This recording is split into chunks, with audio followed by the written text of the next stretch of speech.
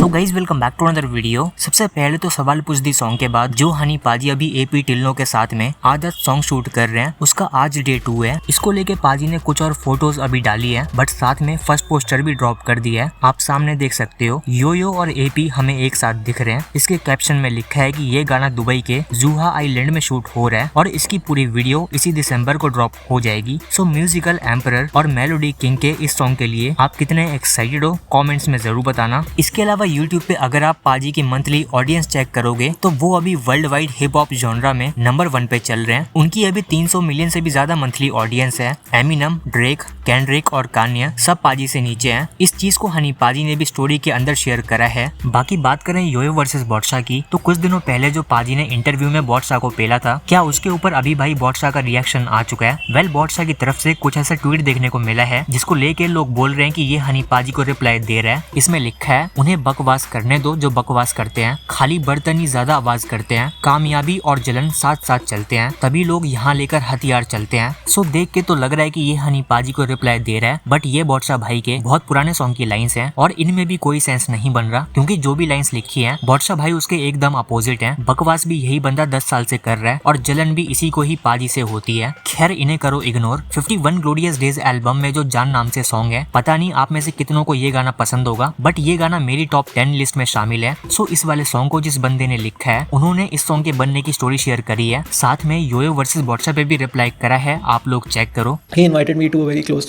party of his. It was a Christmas party or something. So we were sitting down and being honest, मैं डरता था उनसे बात करने में भी, तो मैंने थोड़ी लगा रखी थी अपनी। फिर द कॉन्वर्सेशन लाइक कि काका ठीक है, बढ़िया काम कर रहा है, but what about you know I told you to song write something. मैं लाइक चलो ठीक है। तो मैंने अपना गाना बना रखा था, उस गाने का नाम था जान। I played it for him. Like यार तेरे को उस दिन भी ये बोला था, ये भी बोल रहा हूँ, यही तो चाहिए दे। तो for me that was a full circle moment in the sense कि मैं कहा पाजी आप ये ले लो, आप ये गाल लाइक यू श्योर? मैं कहा हाँ जी। So that is how the song Jaan came about. For me I haven't told this to him, for me was like my guru dakshina to him, because I was his Eklavya, कि मैं देख रहा था उनको। I studied his sound, I studied sonics, कि कैसे produce करते हैं, क्या वैसे करते हैं। ऑरा कैसा है हनी पाजी का? भाई ऑरा तो ऐसा है कि कमरे में घुसते हैं ना तो पता चलता है कि हनी सिंह आया। भाई उस इंसान को ब्लूटूथ एरा का किंग ऐसे नहीं बोलते। जब मैं मिला था ना, फट के 74 हो गई थी पहली बात तो, क्योंकि एज अ फैन मिला था। I was the same kid who was in 2nd grade listening to Panga CD पे। मुझे नहीं पता दुनिया कैसे देखती है उनको, कैसे नहीं, बट एक 1-on-1 जब मैं उनके साथ बैठा हूँ, he is out of this world, he is a very very sweet soul. And काफ़ी लोग बोलते हैं कि हनी पाजी का पुराना एरा काफ़ी ज़्यादा अच्छा है, नया जो सॉन्ग्स निकाल रहे हैं मिलियनेयर वगैरह, उसमें बस मिलियनेयर ज़्यादा हिट हुआ है।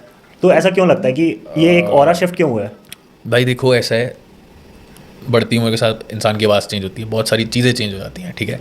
और प्लस 7 साल का गैप जो रहा है उनका, इंडस्ट्री से ऑफ, किसी से मिलना नहीं, कुछ नहीं।